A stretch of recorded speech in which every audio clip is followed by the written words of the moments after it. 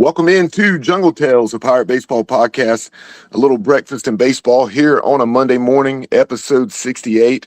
This show will be primarily our American Conference preview, as we'll take a look at all of the teams in the American outside of the Pirates, of course. We've dove into ECU already, and we'll continue to do so between now and opening day. But before we get to the American Conference preview, I would like to bring in my co-host, and that is first John, better known as Wool White. Wool, how are you?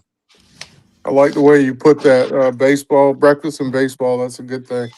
But real quick, glad to be here with you and Johnny.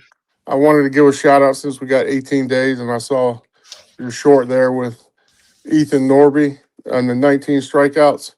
Just to remind the fans of his first three innings, he struck out the first three batters looking in the first inning. One of them was Caden Bodine, who we all know is excellent catcher, went on to the Baltimore Orioles, selected second catcher overall. And then the second inning, he struck everybody out swinging. And then the third inning, he comes back, struck out looking, and struck out swinging. So, first three innings, he had 9 strikeouts. And we're 18 days away, so I got to give him a little shout out before we start. Yeah, no doubt. As good as Ethan Norby had been up to that point, you had to pinch yourself. I think Ethan said as much in the post game that he couldn't believe what he was doing, and it was just one of those surreal performances. And without any further ado, let's go ahead and bring in the guy with all the stats, Johnny Stats. JR, how are you? Hey, good morning, fellas. I'm doing well. I mean, it's a great day to talk about baseball. So let's get it started. And before we dive into the American, a couple other topics. I mentioned how we're going to continue to dive into the Pirates over these next couple weeks with developments in the preseason and these scrimmages. And we will definitely do just that. If you haven't gone back and checked out our positional preview as well as our pitching preview, definitely do so. But today, again, the focus is going to be on those 9 other teams in the American, but we will, here off the top, talk a little about ECU Media Day, a few reactions to that. But let's start with the most important topic, and that is, of course, the walk-up songs for the Pirate players. And Wool, let's start with you. What was your top 5 after looking at that list? Yeah, there were some good ones, and I love to walk up, kind of give you some insight on some personality. Also, this will probably let you know what I was liking during my time listening to. And I'll start with Colby Weber. We got a big arm coming in, and he used Iron Man and maybe also covered by Ozzy Osbourne in the past. And, a little tribute to him. But the Iron Man for Colby, I really liked and enjoyed. Then Renegade, which I love that by Ethan Rose. That's a song that always got me going when I listened to it by Styx. Everybody who's listened to it understands what I'm talking about. And then Austin Irby giving Geddy Lee of a little shout out to Rush with his Tom Sawyer. Geddy Lee, a huge baseball fan up in Canada. Anybody that hasn't seen his collection in his house needs to go YouTube that. But anyway, Tom Sawyer with Irby. And then a little twist on the Pink Panther by our South Florida guy, Carlos Jacome, the Chicotere featuring Pantera Rose. So it was a Pink Panther walk-up with a twist, kind of that South Florida vibe to it. So like that. And then lastly, and I might even go on 6 here, lost count, but I did want to mention Jack Strom with his Many Men. Maybe he's got something to prove going with that little rap song from 50 Cent. So we'll see on that. So that was my 5, and then I threw in a little extra one there. Okay, I'll go next. You stole one of mine, Wool. I love that Hakame's Pink Panther version. I'm hoping that he uses the beginning of that song as his walk-up, because that's really, I think fans will love that if he does that. But that's the thing with a lot of these songs. Some of them you wonder what part of that song could they even use. But as far as my favorites go, Well, first of all, before I get into my favorites, Will, you were a pitcher, and you mentioned mostly the old school songs. And looking at these pictures, Charlie Hoagland, Colby Weber, Dawson Neal, Ethan Norby, Ethan Rose, Gabe Beschloss, Nathan Wines, they all went, Sean Jenkins, Thomas Paxton, they all went old school. So I guess it's something about pitchers and 80s bands or 70s, 80s area. But as far as my favorite songs go, I'm going to go, I loved Colby Wallace's Double Bubble Trouble, because that's saying, I mean, he's giving everybody a warning there. He's going to get you both ways. He's going to get you from the mound and at the plate. And plus the song's kind of upbeat. It's got a nice little rhythm to it. So I'm looking forward to hearing some Double Bubble Trouble from Colby. Parker Bird had a great message he's trying to send forward in his song War by Caleb Gordon. That song is, very inspirational. So, I salute him well, that's not a surprise though. It's Parker Bird. So, we kind of know what we're going to get from him. So that was an awesome choice. I loved Joe Webb with Youngest Daughter by Super Heaven. He's going hard rock there. A lot of energy. I like that it's something different. And that one, that's going to get the energy going with that song. And then Jackson DiLorenzo with Let It Rock with Kevin Rudolph. And that's a weird combination there. Kevin Rudolph's got he's got a duet with Lil Wayne in that one. And it works. And it's another high energy song. I like that choice. And then I think that's 5, but Blade Carver, A Baby by Hurricane Chris.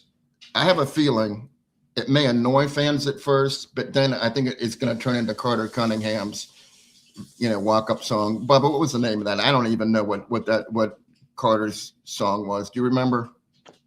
I cannot remember. It was one that when Carter, was playing JUCO baseball, he played with a lot of Hispanics down there in Florida, and he said it was kind of done as a joke, and then it caught fire, and he used it East Carolina as well. And I think that's going to be the case with A Baby from Blade Carver. I agree. And I hope that we get to hear it a lot too. That's just my personal opinion. So those are my choices. Yeah, and going to Beschloss, I think he took Rooster was his. That's a good choice. I always love that. Oh, Bubba might beg to differ with you on that one. Tell him, Bubba. I feel pretty certain why I know Stats is saying that, and that's because of how much Coastal Carolina uses Rooster. But am I correct on that? 100. Yeah, but I remember down there in the bullpen, they looked like a bunch of roosters one time trying to distract the left fielder. So yeah, crawling around on the ground. Yeah, come on, Bush League. Get out of here. But as I transition into my list, you mentioned Double Bubble Trouble, which reminded me we don't have any Stevie Ray Vaughan on this year's list, but Stevie Ray Vaughan would be an excellent choice when he had a CD album called Double Trouble. Double Trouble. And I remember my dad introducing me to that. But my 5, leading the way, Brett Antolik with Courtesy of the Red, White, and Blue by Toby Keith, Ethan Norby, Kickstart My Heart by Motley Crue, In the Air Tonight by Phil Collins for Matt Lashley, Braden Burris, Run This Town by Jay-Z, Grady Linehan, Parachute by Chris Stapleton, and then Braden Botman, the freshman, went with We Back by Jason Aldean. Hey, Bubba, I forgot one of my. Can I add one, or is it too late? Sure, go ahead. Okay, the most appropriate song. Well, maybe not the most appropriate, but a very appropriate song that I think is going to be good is Luke Payne, The Time Is Now, the John Cena introduction. I think that's going to work really well. Yeah, Yeah, well said. and the Phil Collins, is it gonna be the drum part of that, where the big lead up and then the drum solo? I would It'd think it have would to be. start right before that because, and Yeah, then it has to, in my opinion, include that crescendo, if you will, that was used in the movie The Hangover, in the scene where Mike Tyson yeah, went to retrieve his tiger in their hotel room. yeah, yeah. And then mention the red, white, and blue. Like you can't go wrong with Toby Keith and that song for sure. That's a good one. So we already have some folks, guys, chiming in on YouTube, Facebook, as well as X. Pirate Nation, definitely submit your comments and questions over the next hour to hour and a half, as we'll be taking an in-depth look at the American Conference. And Tyler Plutterman chimes in. He said, 7 out of 10 best batters returning is going to make us dangerous. Yeah, no doubt. Tyler, guys like Colby Wallace, obviously Braden Burris, etc. And if you haven't had a chance to listen to our preview, you can go back and check that out. We went positionally, and then the following day we went pitching previews. So you can go and check those out on our YouTube channel or Spotify. I appreciate you chiming in, and we're definitely like What's to hear going from on, you. Tyler? Yeah. Throughout the show. So But yeah, Tyler's my getting back jungle to buddy. Sorry getting about back that. to Tyler's question there. Yeah, that's the experience is only going to get better. That 7 runs a game roughly is going to improve, in my opinion. And then we have a very deep pitching staff. So yeah, great point there, Tyler. Appreciate that. And very quickly, guys, before we dive into the first team, and obviously there are 9 of those, and we'll be spending roughly 8 to 10 minutes on each team, and need to move along quickly here, but very briefly, media day takeaways. I'll start with you, Will. I think one of the common themes was the depth, and then the new transfers that came in. So I think he's going to have a challenge trying to figure out who to start, and we certainly know certain positions, but there seems like there's a lot of competition this year. He's going to have a lot of choices offensively.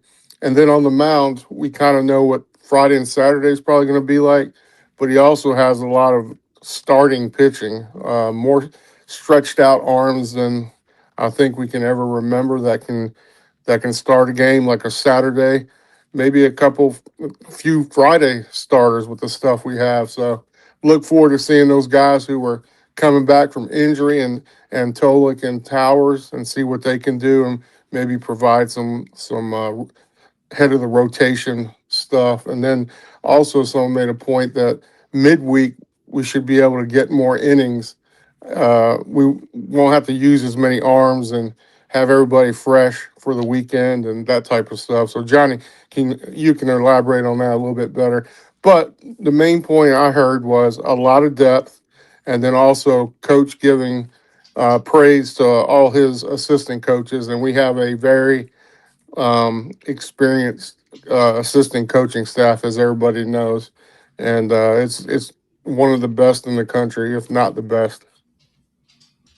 Agreed. JR. Okay, well, pretty much Will covered a lot of what I was going to say, but I took also from it that the catching situation caught me a little bit by surprise. That he said that Walker might have been struggling a little bit. I think is how he phrased it, and that it was an open competition. And I thought the catcher spot was one that was locked down. So maybe he's just trying to motivate Walker.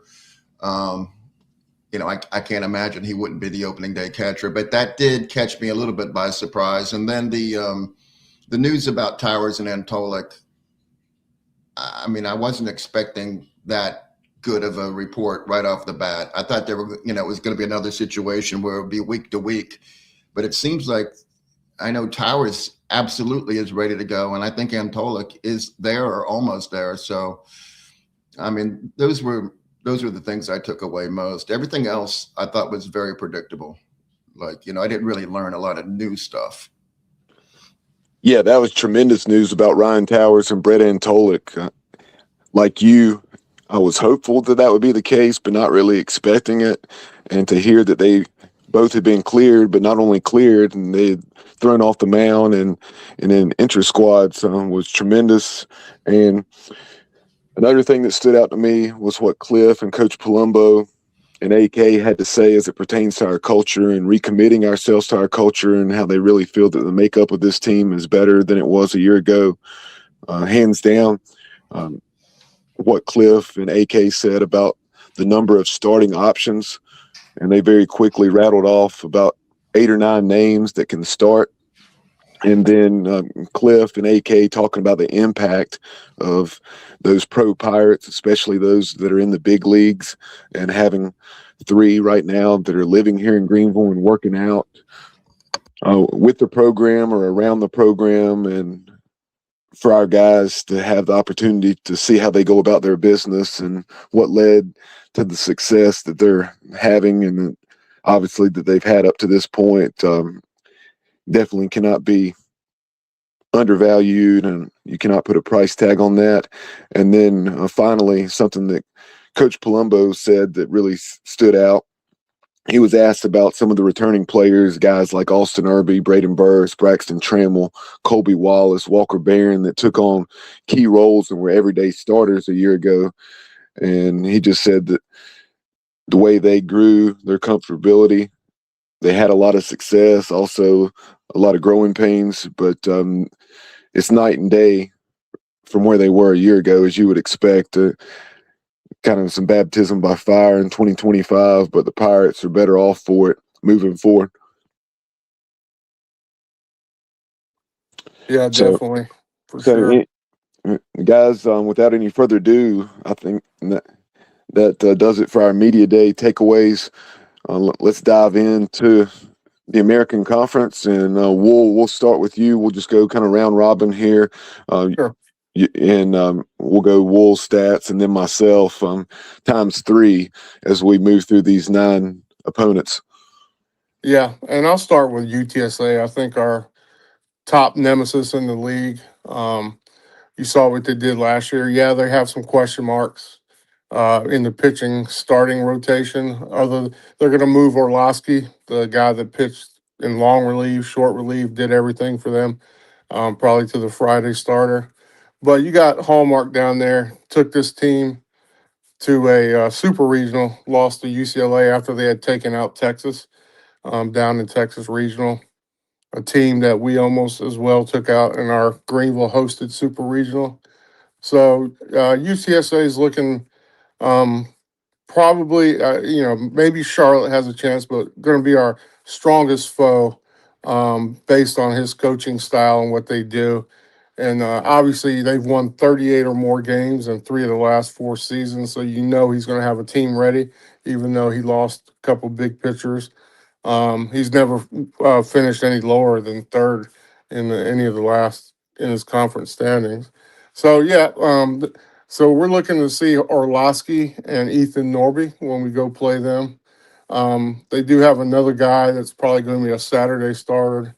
He's Connor Miles, and after that, it's kind of up in there what's going to happen. But now the pitching staff, they have, they're going to be handled by a catcher that's been with the program. So he's going to have to learn some new pitchers on the team, but he's used to Orlowski definitely. So that's going to be a tough Friday night start, and that's where every Friday game we're playing, we're going to see some good pitching in this conference, and it starts with him getting stretched out and becoming a Friday starter.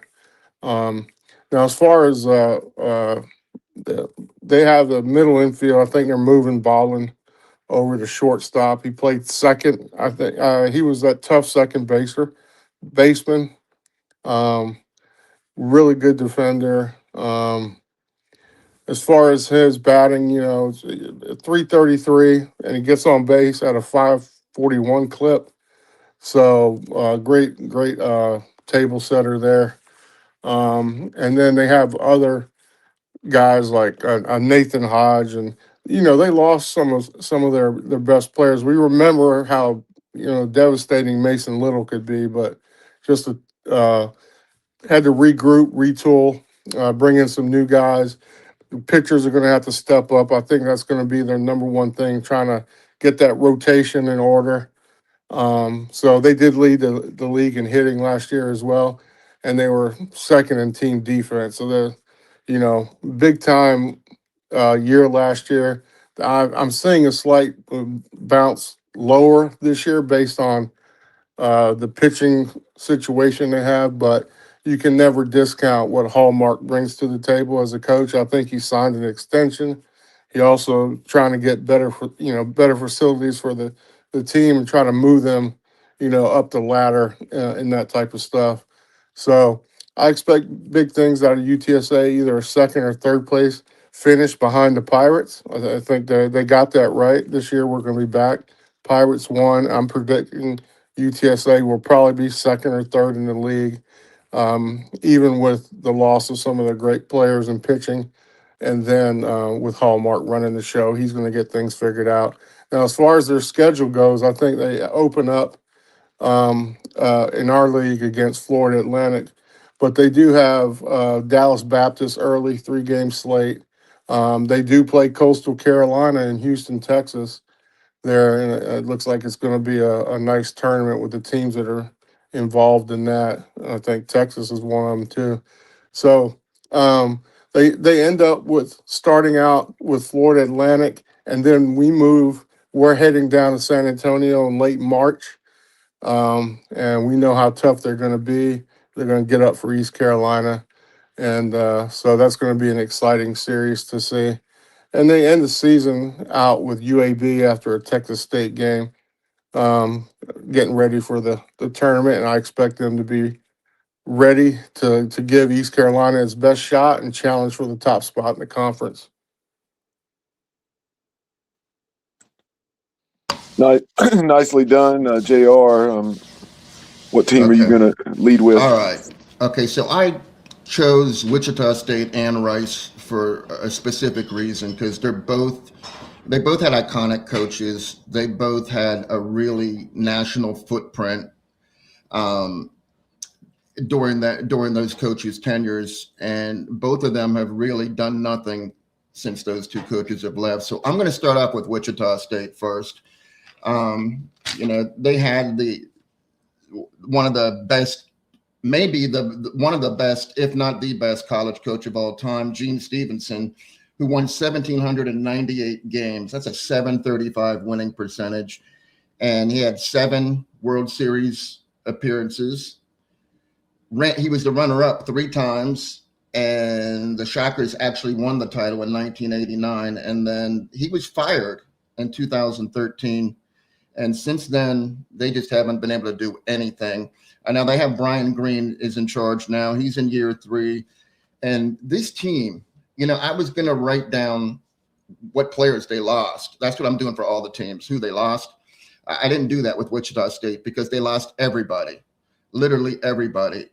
They have 7 players returning. The only player on offense at all that contributed was Jaden Gustafson, who did start 43 games and batted .303, had 9 doubles, 3 home runs, 3 triples. But other than him, every other player in the top 12 batting-wise is gone. And on the pitching side, they had Nick Potter was drafted by the Astros, I think in round 5. And everybody else left. The only pitcher that they have returning is Brady Hamilton, who had 16 starts but was 2-7 with a 5.38 ERA, and Carson Richard, who had 24 appearances with a 9 ERA, 16 innings pitched, 16 earned runs, 24 walks. So those two, if that's what they have left, I hope some of their incoming pitchers are pretty good because that's not going to get it done. I mean, they don't even have a candidate for a Friday or Saturday night starter. And before I get into pitching, I will say that they also lost hitting wise. Josh Livingston went to Texas, infielder, and Camden Johnson went to Oklahoma. Those were their 2 best hitters. And pitching wise, what they do have is kind of interesting. they have, as a freshman, one of the, well, I guess he actually was voted the American Conference Freshman Pitcher of the Year by D1 Baseball, and that's Ethan Rogers. They're even saying he could be the Sunday starter. So he's a true freshman, and that's the only high school guy that's going to contribute. Everybody else is junior college, and they were ranked as the 12th ranked junior college incoming class. They have 4 junior college All-Americans coming in, and I'll be honest with you, it's just so many players. I have no idea which one of them is going to be contributing any more than the others, but I'll give it a shot. I'll just pick a few batters and a few pitchers. On the offensive side, I mean, they have some interesting stuff going on here. MJ Sweeney, first base infielder. He's from Grossmont College. He's their all-time home run leader. 77 games, 324 batting average, 25 doubles, 4 triples, and 25 home runs. And he's got baseball is in his family lineage, as his dad, Mike Sweeney Sr., was a 5-time All-Star and played 16 years in the major leagues. He was an All-Star with the Royals 5 times, and his grandfather played in the Angel system. So he's got, good baseball genes there. And those numbers, I know it's Grossmont College, but those numbers, maybe if he can come close to matching them, that might give the Shockers something in the middle of the lineup that they can count on. And then they have a catcher, Max Coffer, who is a senior. He's had 54 starts at South Carolina and Texas A&M. When he was a freshman at Texas A&M, he was the youngest player in baseball at 17. And also in his freshman year, he had back-to-back 3 RBI games, one of them in the SEC championship game against Vandy, and the other one against Cal State Fullerton in the Stanford Regional. So he's seasoned. He's supposed to be an excellent defensive catcher, and those 3 years combined, his batting average is below 200. So, there's a lot of other JC catchers coming in. I don't know if he's going to be the guy, but his experience is interesting. And then they have a shortstop from Florida International, Alex Uloa, and he started all 115 games at FIU and had a 301 batting average, 18 home runs, and 79 RBI. So that's consistency. And he's also an excellent defensive shortstop. So, I mean, they have some pieces to build around. But other than that, man, it's anybody's guess. I actually tried to put together a lineup, and I just said, this is impossible. It's just no way of knowing. So, as far as the Shockers go this season, I feel like, if the JC players come together, maybe they'll be mid-pack, maybe. I don't see them ever, being at the top. But they could also finish at the bottom if they don't get this right. But for Brian Green, in his second season in 2024, he only inherited 3 players. That's it. So he had pretty much the same situation. And they made it to the American Conference finals before they lost to Tulane in the championship game, 11-10. So they were 1 run or 2 runs away from making the NCAA tournament. And that was with 3 returning players. So now, he has a little bit more, not much. So we'll see if he can pull a rabbit out of his hat again. But I think this is a work in progress, in my opinion. So you're up, Bubba. Well done. Shifting to the South Florida Bulls, year 2 of Mitch Hanna's. The Bulls were 31-25 a year ago, 16-11 in the American, which was good for 3rd place behind UTSA and Charlotte. USF was picked 5th this season. Last year, you take a look at things. They got off to a decent start, taking 2 out of 3 from a Big Ten opponent in Iowa, and then they did some pretty impressive stuff at times within the league. They swept Tulane. They took 2 out of 3 from Charlotte. And like I mentioned, that finished 2nd. They took 2 out of 3 down at FAU. And they took 2 or 3 from the Pirates. But then they had dropped 2 out of 3 to Rice, which hurt them. not allowing them to edge out Charlotte for that second place spot. But before I dive into the roster, taking a look at their schedule for this year, they start things off with a Big Ten opponent once again. Illinois goes to Tampa. And then after a couple of midweek games against North Dakota State, they have a series against Georgia Southern that's always strong out of the Sun Belt, that's hosted regionals on multiple occasions here in the last several years. And then they have the war on I-4, if you will, the baseball version against UCF, this time in Orlando, that following weekend. And then other non-conference series include Southern and Columbia. Taking a look at their league schedule, something that really jumped out to me, guys, is USF's going to have to really, really play well at home. They're going to have to find a way to steal some on the road. And yeah, that's always the case, but even more so in this scenario. And listen to this and you'll understand why I say that. Their road series within the American, at Charlotte, at UTSA, at ECU, and at Tulane. How's that for a challenge? Yeah, I saw that too. Tough. But kind of going back to the numbers and the roster side of things, last year the Bulls hit 273, and then they pitched it at just a little over a 5.3 ERA. They did lose their top arms, Corey Braun, Austin Newton, and Bryce Archie were all three drafted. Braun, of course, was their ace, logging 97 innings and registering 97 Ks in those innings. A 3.71 ERA, and he went in the 8th round to the A's.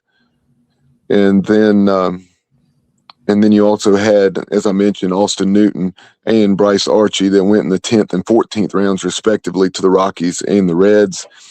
And they also lost another quality arm that had significant production for them, and that was Jack Nadreau, just to graduation. So kind of taking a look at what they return on the mound, and you have Nolan Bernard. He appeared in 16 games a year ago, starting just one of those, 22 innings of work. Opponents were able to muster just a 235 average against them. You have Jorge De Cardenas, Jorge De Cardenas. He had come over from Indiana State, I believe, with Coach Mitch Hannes. And last year, just one moment, I think I misspoke on De Cardenas, but De Cardenas 49 2/3 innings, so he was significantly used, and 50 strikeouts. Opponents hit 263 against him. Landon York, 23 appearances, 3 of those starts, 34 2/3, 31 strikeouts. Opponents hit just 228. And then James Hill appeared in 12 games, 4 of those starts, 23 2/3 innings, 19 strikeouts to 14 free passes. So the big deal with York and Hill is just how they're going to be able to progress, it seems, as far as their command. If they were around the plate, they were good. And but last year, unfortunately for the Bulls, that was too frequently not the case. But they did see significant innings. So there you have 4 guys that threw 22 innings or more a season ago. This year they brought in several JUCO arms that they're going to be relying heavily on. They also have Caden Smith, a Florida native, coming over from TCU. He had 14 appearances in 2025 for the Horned Frogs. And then a left-handed arm, Easton Story, coming over from Purdue. He appeared in just 6 games a year ago for the Boilermakers, but I think one of those was actually against the Pirates in the Keith LeClaire Classic. And then a familiar name for East Carolina fans is right-handed pitcher Ethan Sutton, coming over from UGA. He did not pitch last year for the Bulldogs. He missed all of 2025 with an injury as he had surgery on his arm. But there you have a look at the pitching side of things. Positionally, gone are guys like Marcus Brodell, 330. Of course, Carlos Hakame is now an East Carolina Pirate, 309. Sebastian Greco, 281. He's a guy that started 46 games a year ago. And again, those are three key pieces that have exited the program. Returning are guys like Matt Rose. He started 39 games a year ago, just 5'6", 175 pounds, but produced a 322 batting average. And Ryan Pruitt started all 56 in 2025, hit 281 with 5 home runs, 41 driven in, and 11 doubles. Rafael Betancourt started 45 a season ago, hit 263, and did some nice things. Lance Triple, he had entered the program in years past from Florida State. He hit about 250 with 6 bombs and drove in more than 30. Bradkey Laurie, a Tennessee transfer prior to last season, did some nice things, but needs to produce some more consistency. And this is the name that I was thinking of earlier that had come over from Indiana State that had played sparingly, and that is Victor Cartagena. He had just 3 ABs a season ago, but we'll see if Victor can make a jump in 2025. And then lastly, amongst those returners, Carter Murphy. Carter Murphy started half the games. He hit just shy of 300 with a couple of bombs, and he also was an Indiana State transfer. Now, as far as what the Bulls were able to add from the transfer portal, Joey Branchevsky coming over from Indiana after spending 3 years in Bloomington, during which he became a second-team All-Big Ten as a utility guy in 2024 when he started 42 games for the Hoosiers. Last year, he started 23 of the 38 games in which he played and hit just shy of 300 and drove in 25 for Indiana. Carson Cabbage, he's actually a North Carolina native from Huntersville. He's a catcher, and I found it interesting, a Walter State teammate of Jack Bogley, one of the newest East Carolina Pirates. You have Juan Correa coming over from App State, and Juan Correa is now on his 5th school.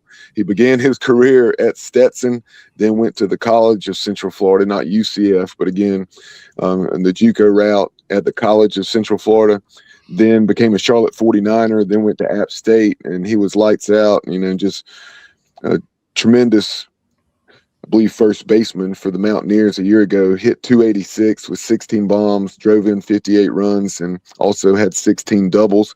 He's a guy, the Bulls did not have anyone on the preseason all-conference team, so Juan Correa could give USF an all-conference performer, and keep an eye on that. Nathan Early transferred over from Louisville. He had previously been at Florida Southwestern, where he hit 335 with 16 bombs. Last year for Louisville, hit 250, 3 home runs, 3 doubles in time between first base and a DH role. I think he played in something like 8 to 10 games for the Cardinals. And then this is a really big addition. I'm interested to see how it pans out after a very successful career at Florida Southern in the D2 ranks. You have Jevin Relaford coming over, bringing his game to the Division I level in one of the top conferences in America. At Florida Southern, he hit 295 with 28 RBIs and stole 68 bases in just 2025 alone. Stole more than 100 bases in his career, and he played in more than 150 games. So a seemingly big pickup there for the Bulls in their middle infield, and interested to see how Relaford does now at the Division I level. Hey, Baba, before we go back to John, I apologize. I was rushing myself because, I don't want to drag this on, but I didn't mention Wichita State's schedule, and it's very unusual, and it's worth mentioning. So we can just back up for 1 second. They open the season with 5 4-game series. All of them include a doubleheader on Saturday. It's either a Thursday, Friday doubleheader Saturday, or it's a Friday doubleheader Saturday, Sunday. They're at Hawaii, and then they have 4 at home. And I just feel like, you don't see that these days too often. But they're doing it to start the season, 5 4-game series. And one more quick thing, in case there's anybody out there that's tuning in just to listen to what Wichita State has for next season. I didn't mention the pitching, and I'll just take 30 seconds. They do have 4 JC pitchers that are coming in that are very interesting. Caleb Reed, he's coming in from a community college, 13 starts, 9-0, 2.16 ERA, 72 strikeouts in 61 innings, and 3 complete game shutouts. So, man, if he can duplicate that, they got something. And then they also have somebody from Blinn College that was 11-3. They got a pitcher, Dax Sharp, that also had a complete game shutout and 2 complete games. And then they got a right-handed pitcher from Wagner that should be able to contribute. So I apologize, I didn't put that in earlier, but I just wanted to cover that real quick before we move on. Yeah, interesting. So we have pitchers these days that can do 3 complete games in a season. That's a feat in itself. Yeah. But as you guys remember, the Rice pitcher last year throwing 125, 135 pitches. So yeah, Rice really, and I'm talking Rice here, and I know we're going to talk about them in a minute, but some of these teams out there will use their pitchers and go further than 115 pitches. So, what about yeah. the kid from Queens against us? Oh, how many did he throw?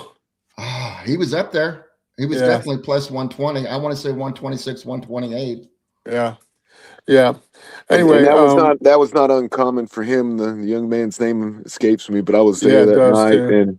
and yeah, he was definitely very heavily used. I think that was during a stretch where he had something like 4 or 5 outings where every single one of them he went 7 or 8 innings, and 120 plus pitches. Yeah, we had a couple players like that on our team that had the rubber arms. They could pitch every day if you really wanted them to. Tim Langdon was probably one of those guys. Great pitcher out of East Carolina during my time. But anyway, Bubba, yeah, good job on South Florida. They did lose they lost their starting rotation basically to the draft, correct? Yeah, they lost their top 4 arms. Wow. Yeah, that's a lot to replace when you got guys that are doing that for you. Now you have to have new guys coming in and get used to the Friday role and the Saturday role, et cetera. There's a lot to guys learning their role and how they're going to, prepare for the week. So that's a big challenge, I see.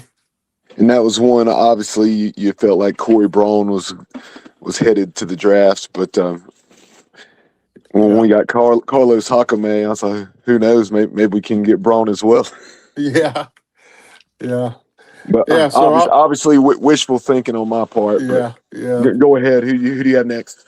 I was going to go with Charlotte, who I think is going to be a contender as well, just like UTSA. They're going to be tough. The common theme for them, and it's becoming common for all of sports and colleges, a lot of transfers coming in to replace people that left.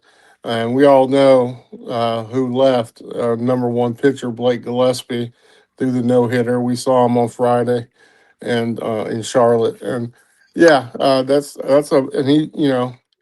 he's a big guy, a big, missing piece, hard to replace, but coach went into the portal and has a lot of people that transferred. But, 49ers were 36-22 last year. That's the 4th time in 5 seasons they won over 36 games. They were 18-9 in the league. Was that second or third? I can't remember. I think it was second. But They were second. Yeah. So Charlotte's going to bring a tough task to Greenville when they come this year.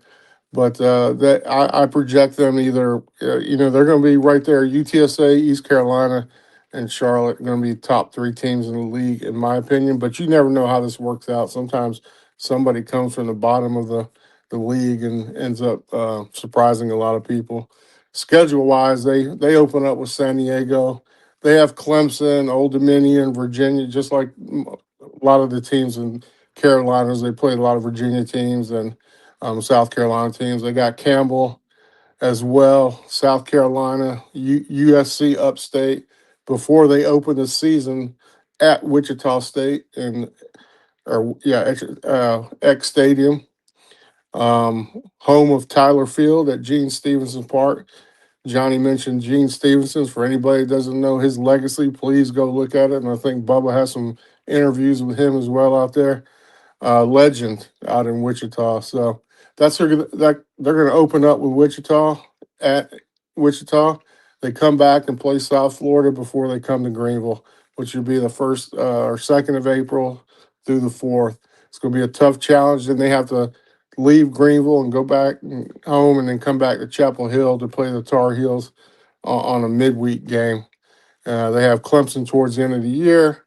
Then their second to last or penultimate series is against UTSA in San Antonio, and then they come back and have to go to Boca Raton to play Florida Atlantic.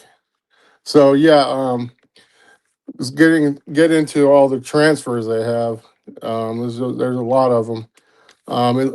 They brought in Gillespie last year, a transfer from Georgia, went out there and became the Friday workhorse.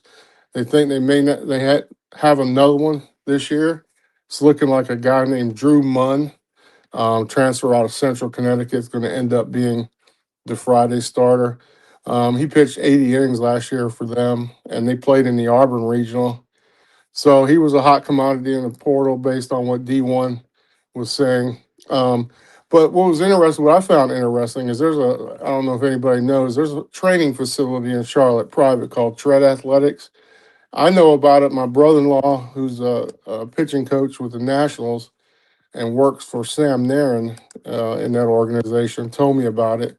A lot of these minor leaguers who don't have homes to go to, like East Carolina provides for all the professional players, uh, go to facilities like this, and they do a lot more than just say, here's the rubber. I mean, they have a lot of commitment to try to get these guys a lot better. So Drew Munn went there. Supposedly he's upped his arsenal from last year. We'll see how that goes. They were saying he's touched as high as 97. Like I said, we'll see how that goes. But anyway, he's projected to be the first pitcher, but they have a slew of other arms as well. Let me go down and talk about one of them. Looks like Wesley Jones is in the mix for a weekend rotation spot, but or even maybe Friday. Like Jr. was saying, it's very early right now, and they're going to have to figure out what's going on. But he's a big pitcher. Came from Walter State, about 95, mid 90s, with a lot of cutter type pitches, which are typically tough to hit. And they have a guy named Joseph Ted. We should know him. He was their bullpen ace. He had a great year, strikeouts, 75 and 57 innings, 57 and 2/3 innings. So pitching wise, they're trying to figure out who the Friday starter is. They do have enough that are going, and we know Andrew Cribbs is also going to be in that mix as well. We saw him, I think, on Saturday last year. He was the number 2 when we went to Charlotte. And then they have a couple transfers that they're looking at. And then we also know one of the boys from Greenville transferred over there. See what he's going to be able to put in the mix and what his role is, and that's Jaden Winter. Everybody knows him from the roster last year at East Carolina. So for the pitching staff, a little bit better situation than UTSA has, in my opinion. But they do have to figure out who their early arms are going to be. As far as hitting wise goes, they like I said, the term is transfers galore, and so let's take a look at what's going to happen here with their batting. Give me a minute here. I got to find my place. So the big guy that we remember, or we don't remember, but we do remember he came from Merrimack, but he was there with them last year. But he hit 340, 17 doubles, and 14 home runs with 53 RBIs, and that was Dawson Bryce. He plays third base. Big guy, great arm, and he's going to be a challenge in the middle of that lineup. So then they also got graduate transfers that are also going to be probably hitting in the middle of the lineup there with DiMartino. We saw him at UNC Wilmington. And then they got a transfer from Kentucky named Dylan Kuntz, who is a nearby, he lived in Huntersville growing up, and he went to Campbell. So we've seen him as well. He didn't bat very well for Kentucky last year. In 70 at bats, he batted 214, but he can mash, apparently. They say he can. We'll see how that goes. And then, going back to DiMartino, he's probably going to be a regular in that lineup and give you a fairly solid bat and good defense. Then they also have a transfer that's coming out of Miami. Began his career at Liberty. His name's Todd Hudson. So he hit 11 home runs in 2024. So he's coming on. So those three transfers that brought in right there are very tough. So moving on to a guy that had 8 home runs last year for them is Cody Gunderson. So just a good bat, solid. You're going to get some bombs out of him. Might hit double-digit bombs and doubles. So there's the middle part of their lineup is pretty strong, and they're going to pepper in some guys that are a little bit light hitters but great defenders. At the end of their lineup and at the beginning of the lineup. They did get a transfer from Auburn to catch. He looks like he's going to be the starter. He's only caught 20 games for the Auburn Tigers last 2 years. He's another one with a little bit of a batting average problem, but great defense. They're looking to, and obviously the catching position, you want to get as much as you can out of them offensively, but the main goal for them is to be able to host a pitching staff and keep them in the right order. So, and then they have another transfer from a guy out of Santa Fe who started at NC State, and that's Nedry, big guy. He took a lot of walks. He's going to give you a good on base. He actually hit 422 in junior college last year. So just like our team that has the JUCO transfers, we'll see how that translates at the bigger level. Then they have another transfer out of Virginia Commonwealth, very good infielder, scrappy offensive player is what he's been described at, and doesn't strike out. But he was a 304 batting for VCU, and he'll probably end up being their top of the lineup guy. So they do have a young catcher as well who may, if the Auburn catcher transfer does not work out, Aaron Orozco is in the wings waiting. Looks like a very talented player coming along. So getting down towards the end of the year, I expect Charlotte to be at the top of the league again, first, second, or third, and vying for conference championship and then also tournament championship. So that's it for me. Okay, I'll go ahead with Rice. Like Wichita State, like I said earlier, Rice had an iconic coach as well, Wayne Graham, who was there from 1992 to 2018. And under his tenure, they went to the College World Series 7 times, just like Wichita State.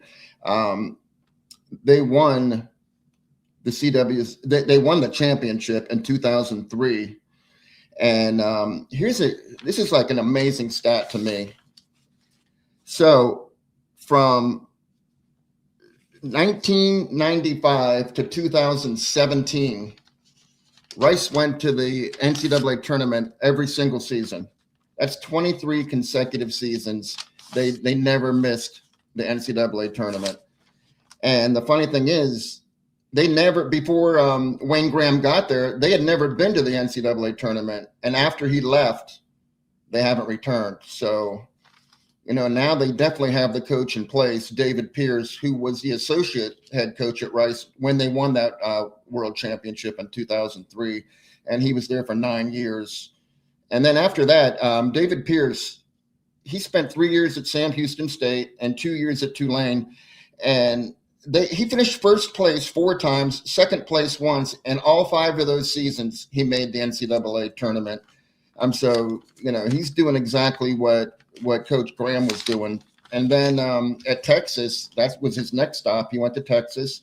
He was there 7 seasons, and he made the College World Series 3 times, made Super Regionals 4 times, and made the NCAA tournament 6 times. So, I mean, he's definitely the guy to have getting this situation fixed at Rice. But this is a different situation than Wichita State. Wichita State brought nobody back, and they're all transfers. Now, Rice, they pretty much brought a ton of people back, but they don't have any quality like return. Their leading batter by far was Blaine Brown, and he transferred to Tennessee.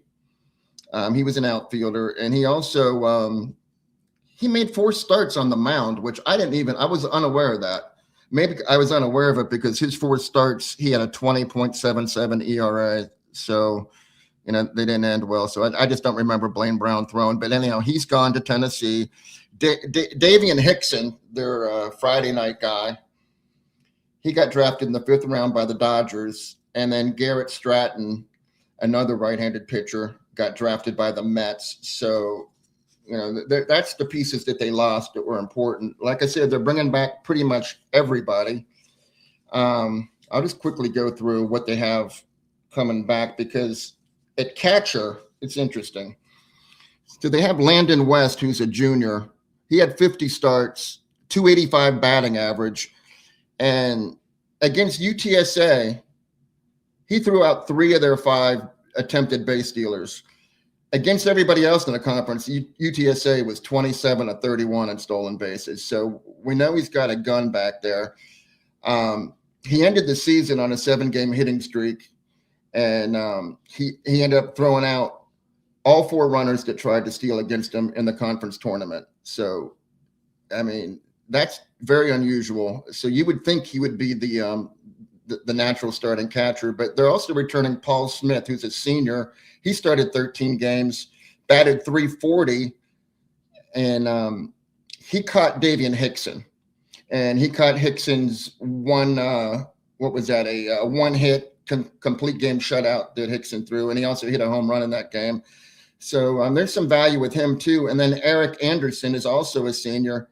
He got 16 starts at catcher and batted .271.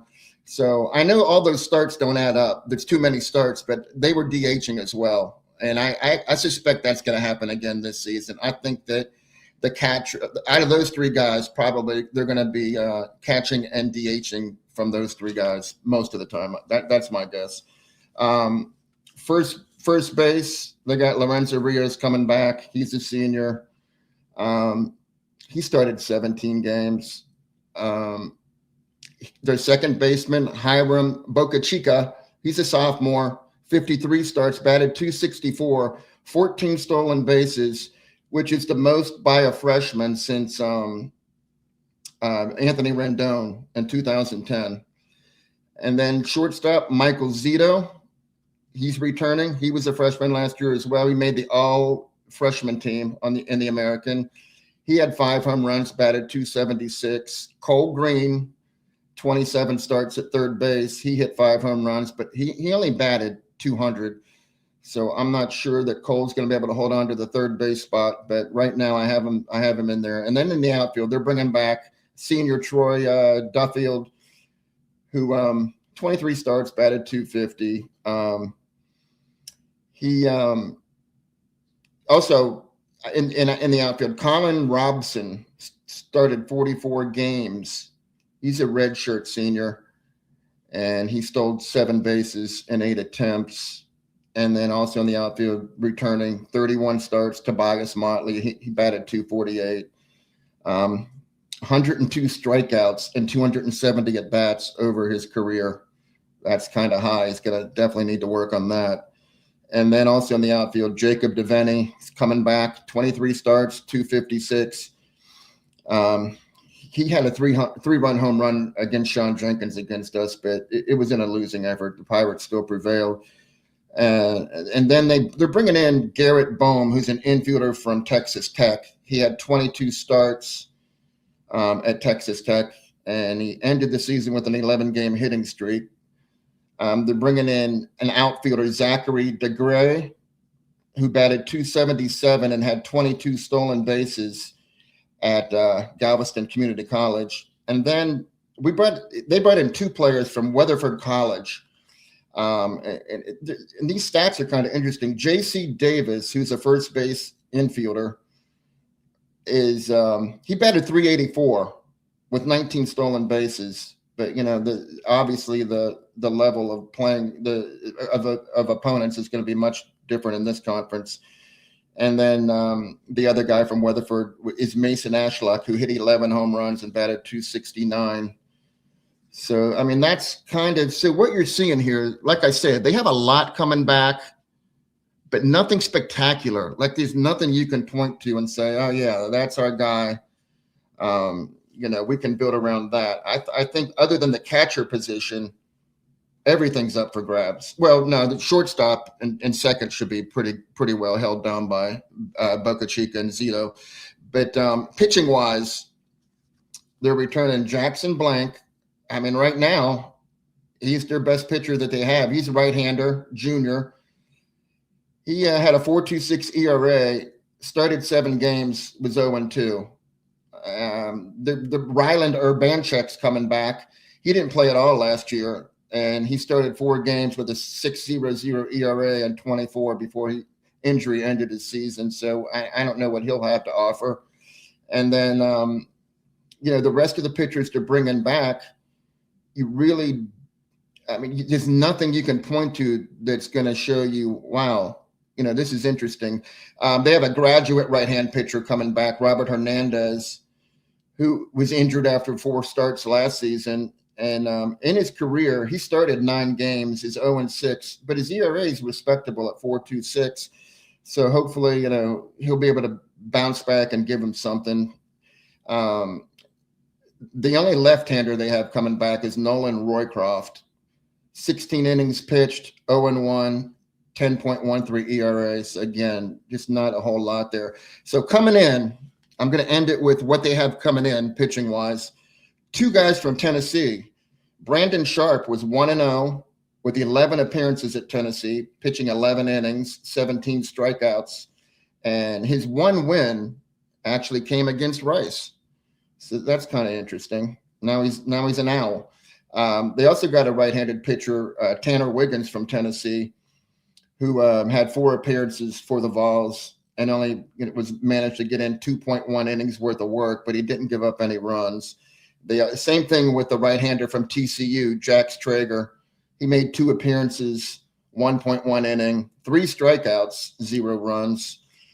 And then they have a right-hander from Texas Tech, Zachary Fetchel, who only made 3 appearances, 5.79 ERA. And then they got a guy from Wichita State who started 6 games, made 23 appearances, Jeremy Arnett, but his ERA was 5.79. So again, if you look at their roster, it's not a total rebuild because they have a lot of pieces coming back, but the pieces coming back have to get better.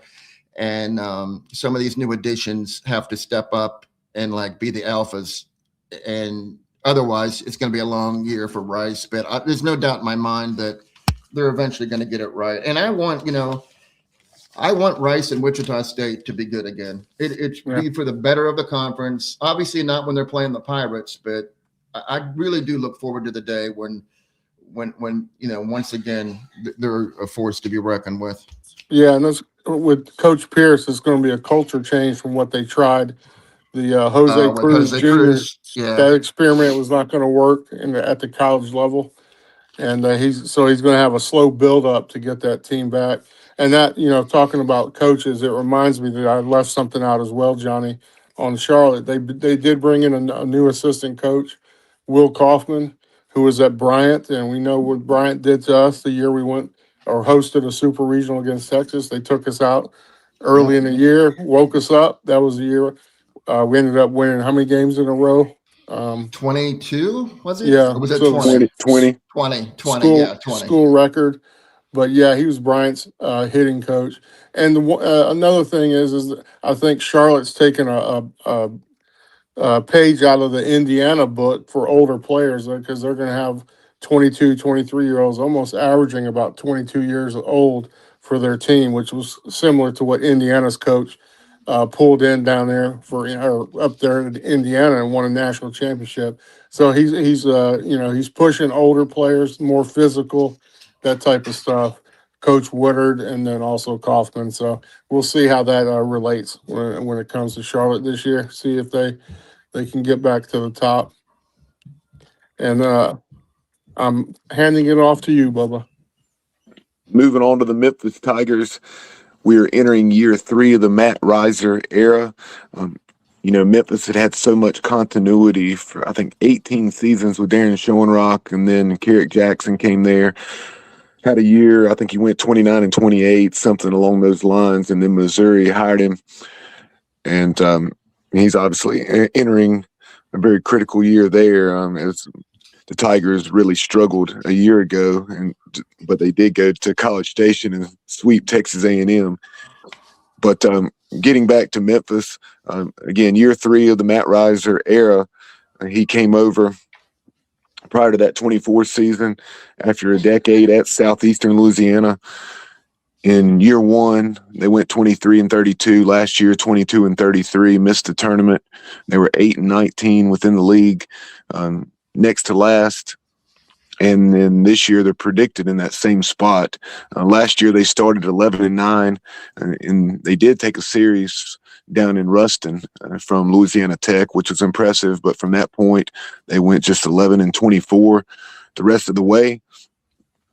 This fall, and something kind of interesting note, we haven't really talked about the fall matchups, but they did play Louisiana out of the Sun Belt down in Biloxi, Mississippi at the AA Park. They also played, you're allowed 2 games. Anything beyond that, and, it goes against your 56 in the spring. And but I think this was probably one of those exemption situations. They played the Ontario Blue Jays, obviously from Canada. It's a team of professional hopefuls.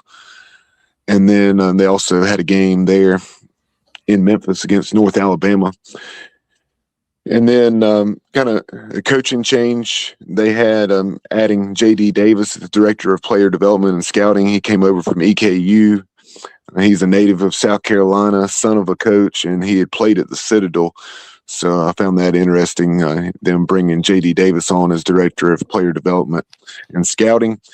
Taking a look at this year's schedule, they've definitely made it a point to going into year 3 of Matt Reiser to challenge themselves more in the non-conference.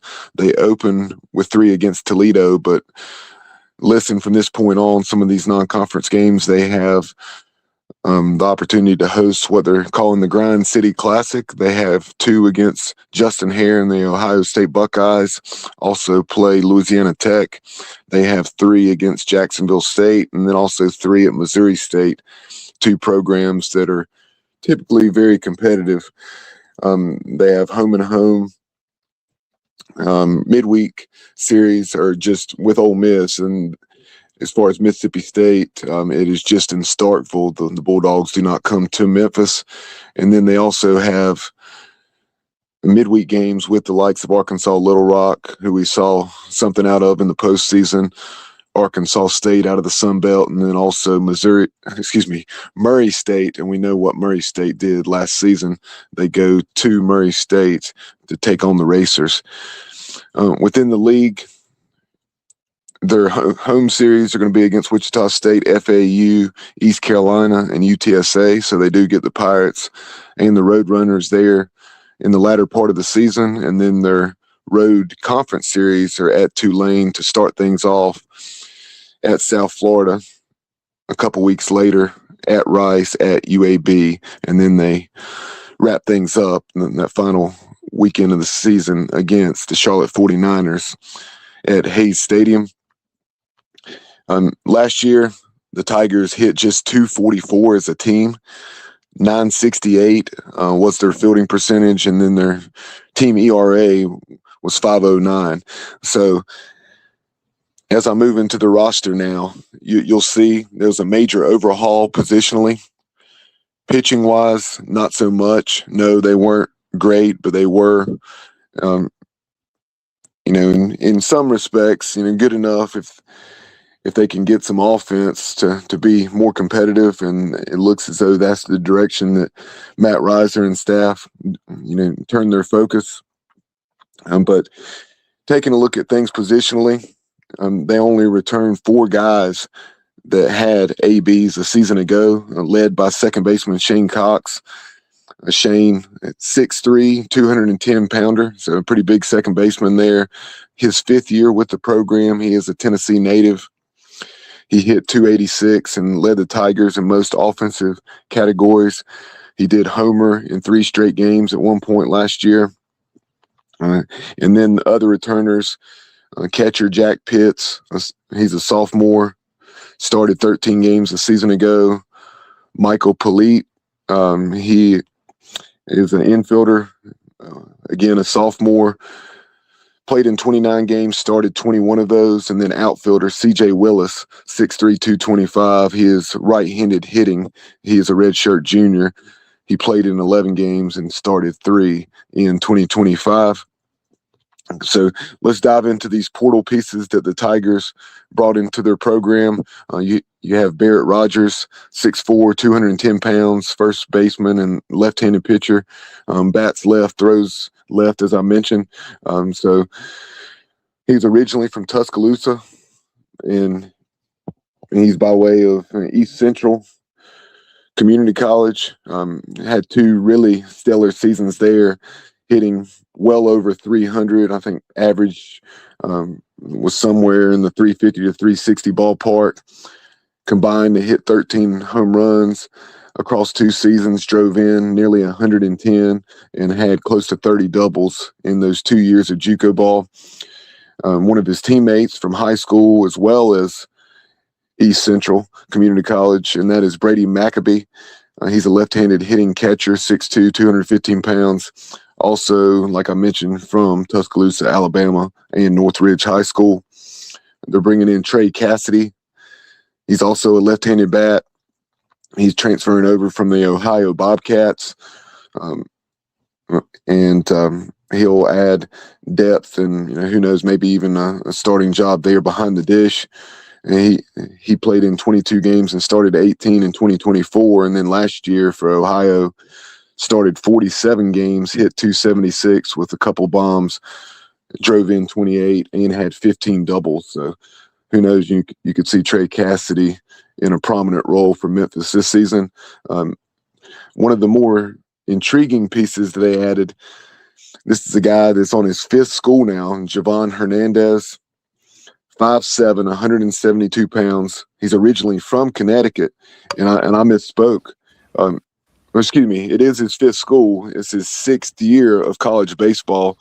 I guess we shouldn't be surprised in this era of collegiate athletics. But again, 6th year of college baseball, 5th different school. He started his career at UConn Avery Point.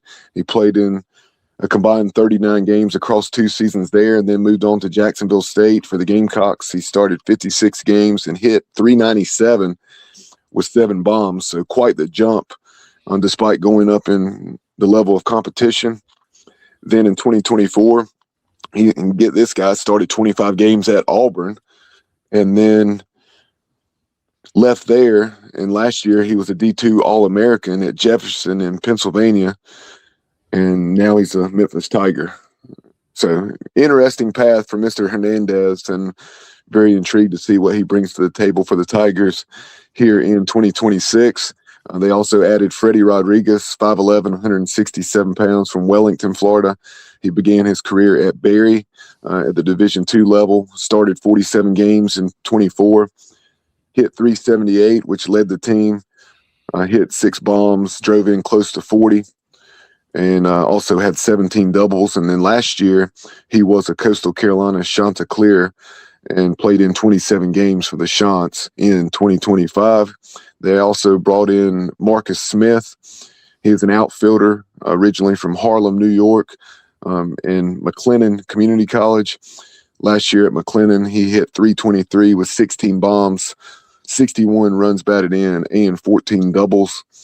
Tyler Harrington, he is a Tennessee native from Lakeland, Tennessee, a 6'1", 225-pound infielder. He actually began his career at Southwest Tennessee Community College, hitting .437 with 12 bombs and 72 RBIs to go along with 17 doubles. And then the last 2 seasons, he was a UAB Blazer. In 2024, he started 45 games, but then last year, don't know the exact circumstances, don't know if he was battling an injury or was just beat out, but he played in 27 games, but only started 12 after, like I mentioned, having started 45 the previous season.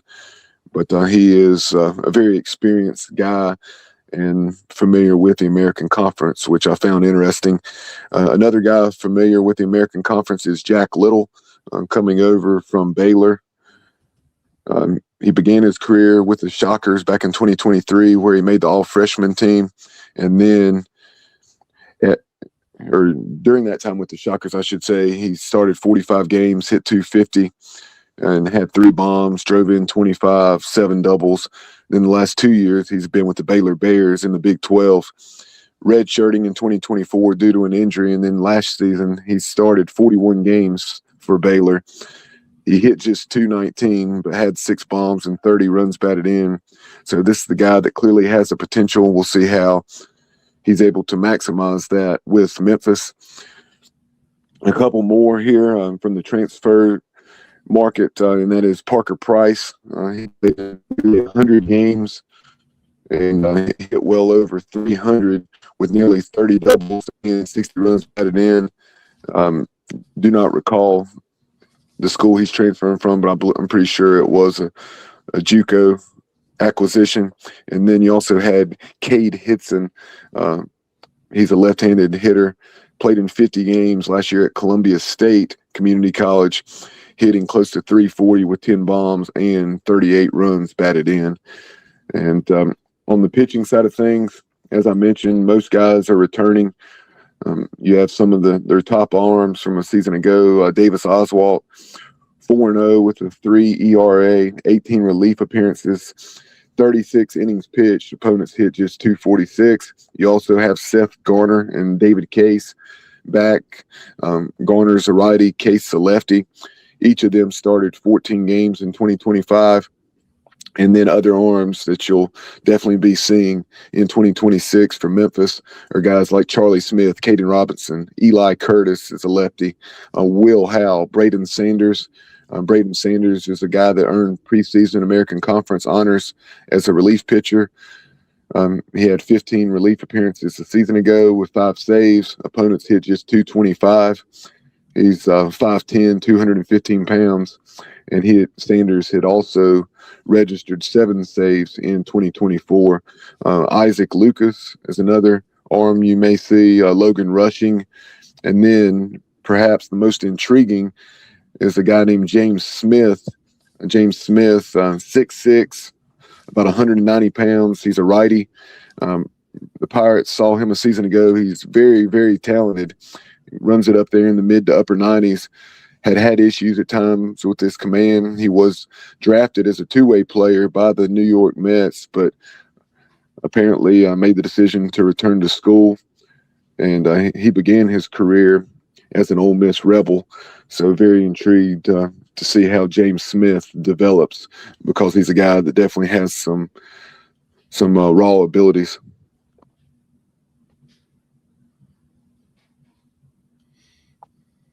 So Wool, that does it for the Memphis Tigers. And what I guess next up for you is what, the FAU Owls? Wool, I think you're muted.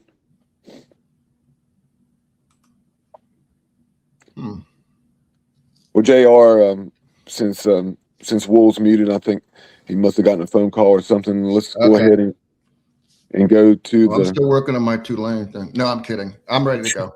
All right, I'm going to start off again. Sorry, the exam's now. I'm going to start off again talking about the coaches. Not quite as iconic as Wayne Graham or Gene Stevenson, but pretty close is Rick Jones, who was at Tulane from 94 to 14. That's 21 seasons. He made 12 NCAA tournament appearances with the Green Wave. And here's something interesting. In 2014, he couldn't finish the season due to health issues. So he let one of his assistants be the head coach for the final 11 games. And that guy we're all very familiar with. And it's Jake Gautreau. He was Tulane's coach for 11 games, which is something that I was not aware of prior to doing this research. So now we have Jay Ullman, who is going to be in his fourth full season. His fifth season, he coached 7 games in 22. But he's got a losing record overall of 91-97 and a losing record in the conference of 37-44. And you would never think that because, first of all, Tulane's been a problem for us. And, they've been to the NCAA tournament a couple of times by winning the American Conference tournament twice. So that's interesting. So with Tulane, first of all, we had Wichita State, who lost everybody. Nobody came back.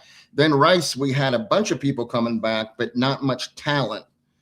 Now Tulane is going to go one step further. They have a lot of people coming back and a lot of talent. So first of all, I'm going to start off with who's gone, who won't be at Tulane anymore. And that would be Theo Bryant, who was their left fielder, got 24 starts, came on late in the season, batted .311. He really started to play well towards the end, but now he's exhausted his eligibility. Gavin Schultz, mostly a DH, 58 starts, team captain, and against us, he had like a career. I think he hit better against East Carolina than any other team. He was 8 for 12, 8 runs, 7 RBIs, 2 doubles, and 3 home runs, and only 12 at bats. So he was a problem to deal with, but he's gone. And then Luke Flata, their left-hand pitcher that had 15 starts, he's gone. And Carter Benbrook, who made 24 appearances and had 2 starts himself as a left-handed pitcher, he's gone. And then Michael Lombardi, he got drafted by Kansas City in the 2nd round.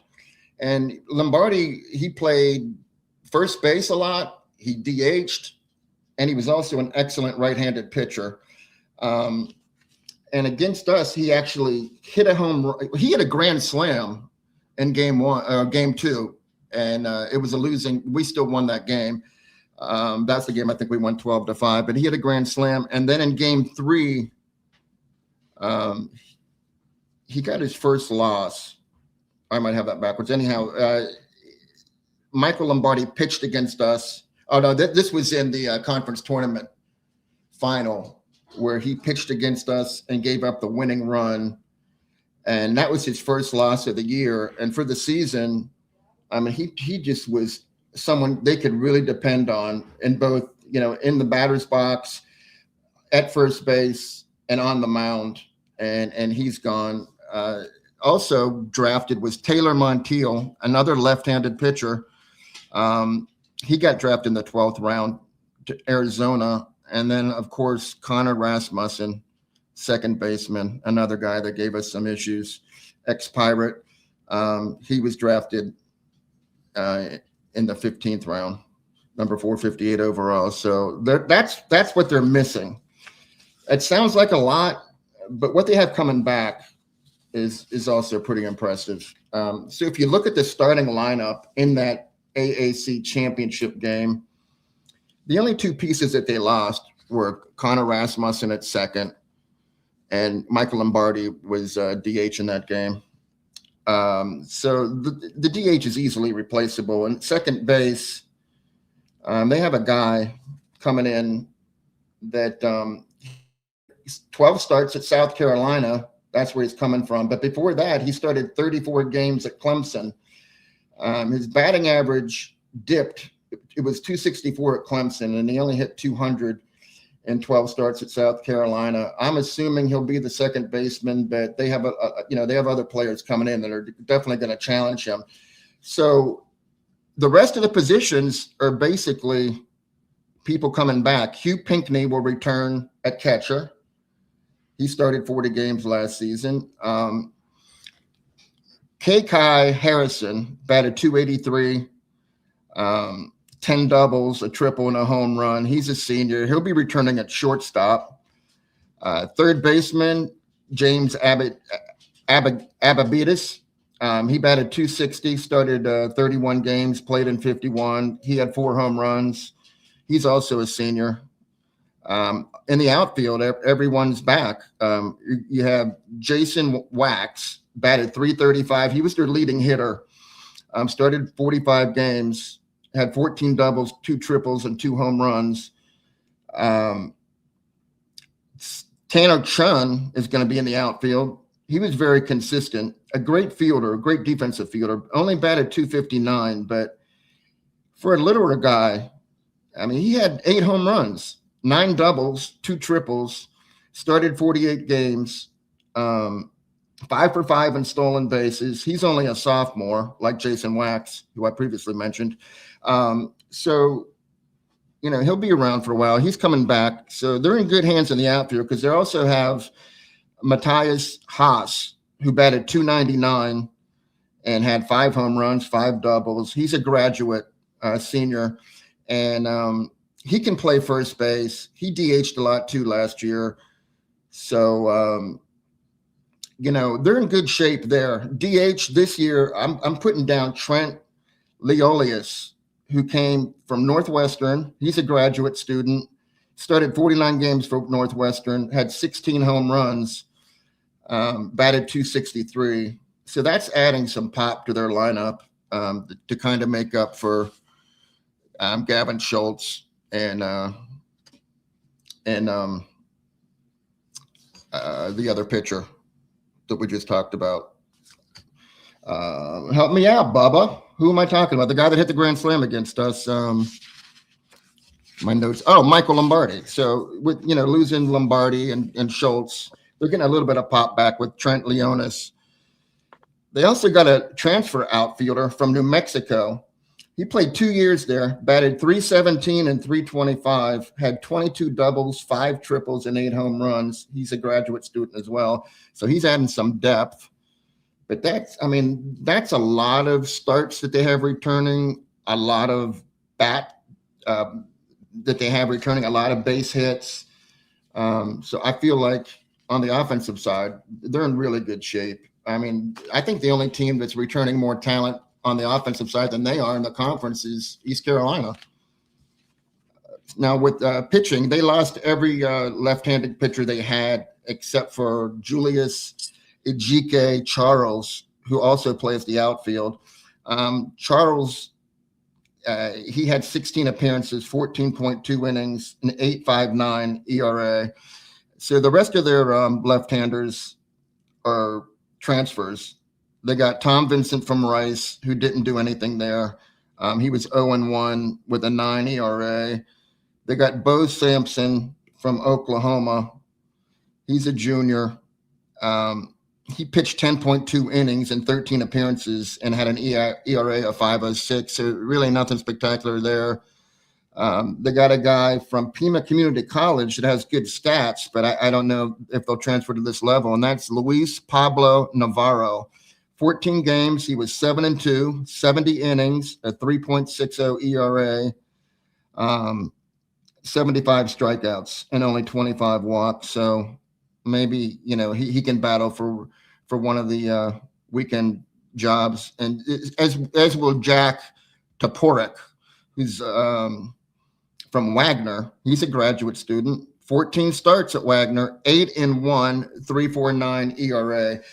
That he's playing against competition that's more, what he'll be seeing in this conference than what Navarro was seeing at Pima Community College. So those numbers, they might do transfer pretty well.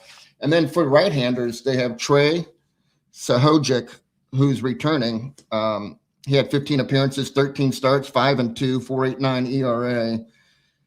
He's a graduate student. J.D. Rodriguez, he's a senior. He made 8 starts, was 2-2, 6.84 ERA. Jacob Moore,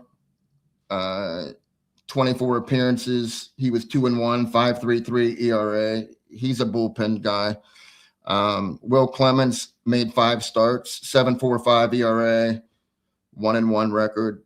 Blake Walensky, another right-hander that's returning, was 5-4, made 5 starts, 7.51 ERA. And now coming in, it's going to be interesting to see what these guys can do. They're all very highly rated among junior college transfers, and that is Tennessee Tech's that's not a junior college. Sam Larson from Denison, which is a Division III school. He was 6-1 with a 1.91 ERA, 56.2 innings pitched, 71 strikeouts. He started 8 games. It was 6-1. So, I mean, that's some talent there. And then there are other pitchers that are transfers, or actually none of them are from junior college. They're all from Division I, and that's Jack Frankel from Liberty, who was 4-3 with a 3.40 ERA. He pitched 45 innings, only had 32 strikeouts, 18 appearances. Owen Geis from Long Beach State was 6-8 with a 4.90 ERA for the 49ers, and he pitched 68 innings, and he only had 44 strikeouts. And then Jack Braffa from Tennessee Tech was 6-4, 3.48 ERA, 51.2 innings pitched, and he only had 38 strikeouts. So none of those additions are high strikeout guys, but I think with Tulane they're just looking for some arms to be help out with the rotation, because they're okay with Trey coming back, but other than that, they're looking for 2 or 3 additional starters. So there's probably a group of 6 or 7 that are going to compete for that. Trying to think if I think that's pretty much it, Bubba. Schedule wise, it's interesting. They do take a road trip to start the season. They start off the first 4 games on the West Coast, 3 against Loyola Marymount, and then at UCLA. And that's something you normally see northern teams doing that. You don't usually see southern teams taking a West Coast trip to start the season. I'm glad we don't do that. We get the luxury of the Pirates always pretty much play at home opening weekend, which I love. Tulane's only playing 27 home games, while the Pirates are playing 37 home games.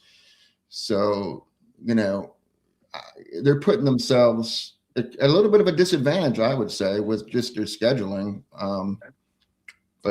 Yeah, and you're gonna hear a crazy stat when I do Florida Atlantic here in a minute. Okay, well, you're about on deck, I would say. Well, no, I guess Okay. Bubba's up next. Yeah, I'm gonna go ahead and do it. We skipped you. I know. Yeah, I had to do something. I'm gonna go ahead because I might have to drop soon. So yeah. Let's move on to the FAU Owls and Coach. Okay. Hold on. Okay, just because I always go back and I say, hey, one more thing. I did forget one player for Tulane that's going to be a big contributor, and that's AJ Grenefeld, who's an infielder. He's coming from Eastern Kentucky, 300 batting average, 817 OPS, 11 for 11 in stolen bases, and he was the Atlantic Sun all freshman team, and he's going to be a sophomore. So we'll be seeing a lot of him in the next coming years, I'm sure. All right, on to FAU. So Yeah. with the FAU Owls, Coach McCormick and staff had a lot move on. They were really impacted by the portal. Trey Beard, their ace, 7-1, 3.14 ERA. He is now a Florida State Seminole. Wool, tell us about the Owls. yeah, sorry about that. I was on mute. Yeah, Coach John McCormick, long tenured coach, going to be inducted into the American Baseball Coaches Hall of Fame. Great leader, obviously, and they haven't been to a regional since 2019, so they're looking to change that. But he's made it 14 times. They were 37-21 overall. They were 15-12 in the AAC. So obviously they're right there in the thick of things there towards the end. Now they have an interesting schedule. They start February 13th at home against Notre Dame. They don't leave the state of Florida until March 27th when they play at Rice. So think about that home. And they're not all at home, but they play Florida and Gainesville. They play Miami at Alex Rodriguez at Mark Light Field until they go Rice. And they play one other game at Miami. So from February 13th until they go to Rice on March 27th, all their games are at home except 3. So, wow. And I know that during that time frame, a lot of teams want to go south and play, but you got Iowa and Villanova, Missouri, those type of teams coming down.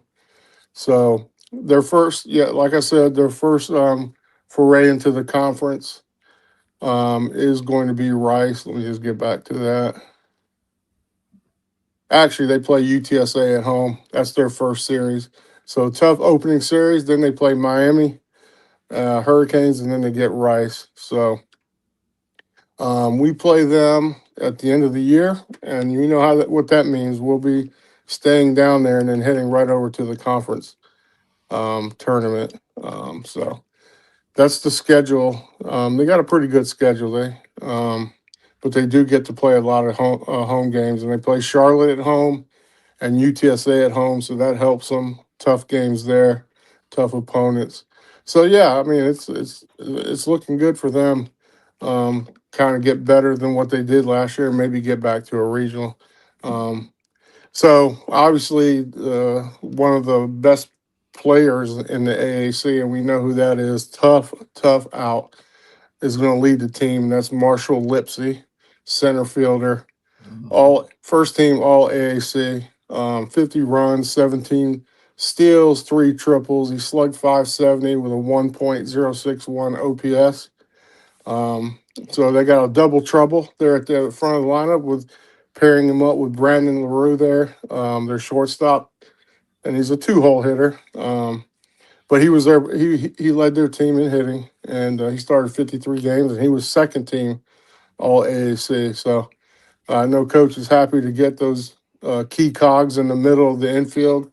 They're going to be strong up the middle, and I mean strong offensively and defensively. And they're going to be a tough team to battle against. So moving on to the catching aspect, they got a transfer out of Texas State, a little injured at this point. A little bit light with the bat, but defensively very sound. And so, but he was injured, and I'm not sure what's going on with that yet. But he would be the starter if he was ready to go. And then they also have a red shirt from last year, who's a backup catcher for them, can play the infield as well. So going back into to the third, their third base is going to be a guy who was a switch hitter. Was his name Nicholas Romano. He played 48 games for them last year, 274 with 4 home runs. And then they also have a freshman that was redshirted that can play both sides of the infield. So their second baseman, another strong up the middle player, John Martinez. He had a 729 OPS, so a little bit light on the bat there, but he made 55 starts, had 14 doubles. He actually had 3 6-hit games.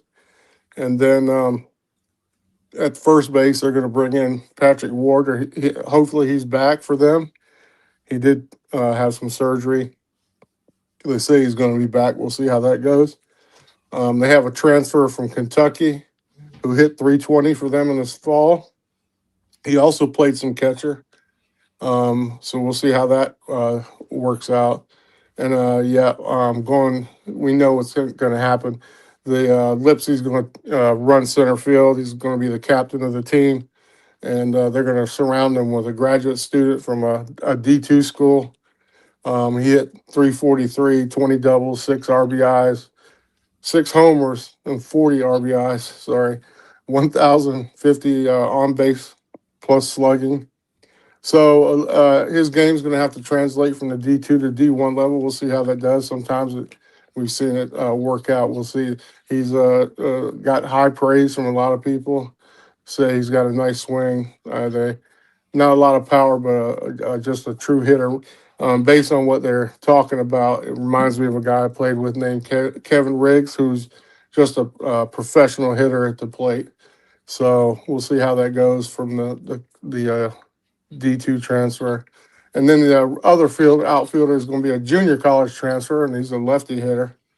He had 6 home runs and 43 RBIs for his team last year. His name is Brett Patton.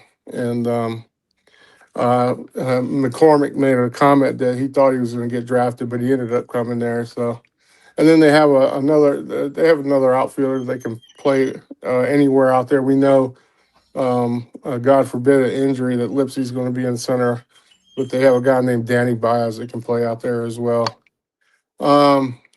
They do have another guy named Kyle Bolston. Didn't hit a whole lot, but he did play in some games, and they think he's going to become a great player. And he also played on their football team as well. He was the two-way guy they had. Now, we know when getting to the pitching staff, they lost one of the best in the conference in Trey Beard. We actually, the game we played against him down there, we actually got to him. So it was one of our better games. And then we kind of threw in a couple duds there before we started to really take off late in the season there. But he's gone. So they're going to have to find a new number one. They got a guy that can throw up in the mid-90s with a lot of arm side run. So he's going to look like he's going to be the star. His name's Tyler Murphy. He's probably going to be their Friday night guy. He had 13 starts last year. So you'll see about 93, 94. It has a lot of pitches that are chased. And he gets in there and pitches, fills up the zone type pitcher there. So then looking like the weekend guys, they got a guy that was an AAC all freshman team. He went 3-3 last year with a 5.04 ERA, but he also made 15 starts just like Trey Beard. And he's a sophomore righty named James Littman, and he throws strikes. And, one of those guys that gets up there, doesn't throw it very hard, but he competes. And I'm sure they'll work with him on getting his velocity up as he matures as a person. They also have another guy named Zach Kilby. He made 22 appearances for them. They made 6 starts. A veteran presence in the lineup. We know how important that is with Jake Hunter and what he did for the team, doing whatever he needed to do, that type of player. So they have another guy that, excuse me, in the bullpen named Kide, and I'm going to screw this name up, added to ye. But he made 21 appearances, all in relief. So we'll see if they're going to try and get him into the midweek start. And then they have a freshman who had a great fall season, might be in the mix as well. But it's very early still. He'll figure out his starting lineup. But he does look like he has an ace in Tyler Murphy. So moving on to the bullpen, they lost their closer. He transferred to Texas A&M. And that was MJ Bollinger. He was second team All ACC, had 11 saves, 3-3, 2.01. But he's going to take his services on over to Texas A&M, help improve their team from last year. The new closer's got a guy that's going to be named. His name is Brian Bully. He didn't throw a whole lot, but he had to go. He had to have surgery, so we'll see if he's back. They got a couple other guys. They got some wild cards here. And one of them I want to point out that I think is going to be a key cog to their pitching staff is a guy named Ryan Buckler. He went up to the Cape Cod, so he had good stuff if they invited him to the Cape Cod League. He went up there and, he pitched a 2.96 ERA in 27 innings. He led their team in wins. and he's one of those guys that can pitch long relief and the end of the game too. I have a big suspicion that Ryan Buckler is going to end up being a thorn in our side and a great pitcher in this conference. So, with that being said, I'll let Bubba move on to the next team. Or you have any comments about Florida, the other Owls in our league, Johnny? JR, I said no. That was good stuff, Will. I was muted. Yeah, I'm sorry it was so quick, but like I said, I got a hard stop coming. I'm sorry about that, guys. But yeah, quick brief on them. It looks like they're going to be a challenge as usual. They're trying to get back to a regional. They have a solid defensive team up the middle who can hit as well. We saw what Lipsy can do. I mean, he's a terror when he's at the plate. We saw that last year. So, but they're solid defensively up the middle, I think, is the key point I want to make about their team. So they're going to be tough there, and they're offensively tough at the front of the lineup. And then on the rotation, they're still trying to figure out the weekend, but they have a Friday starter, and then they have a couple guy, like I mentioned, Ryan Buckler, who I think is going to be a big part of their pitching staff and do some big things for them this year. yeah, great job with the FAU Owls. I didn't think you rushed through it at all. But yeah, last but not least, we'll bring up with the final team in the American Conference, the UAB Blazers. And the Blazers are entering year 5 of the KC Dunn era.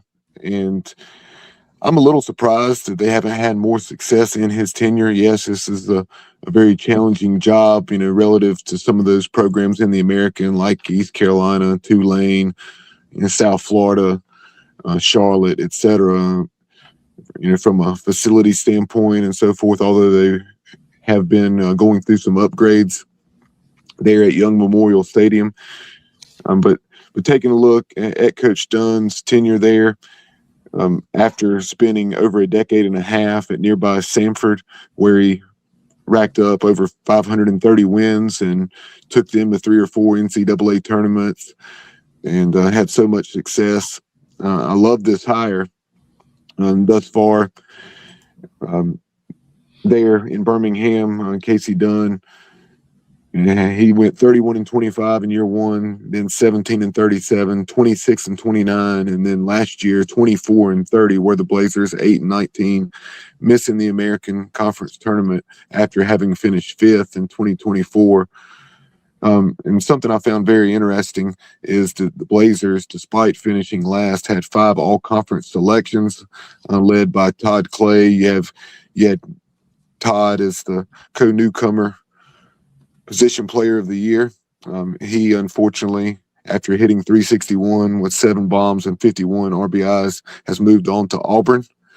And then guys like Logan Braunschweig and Colin Daniel, they moved on to professional careers with the Atlanta Braves, getting drafted in the 9th and 11th rounds, respectively.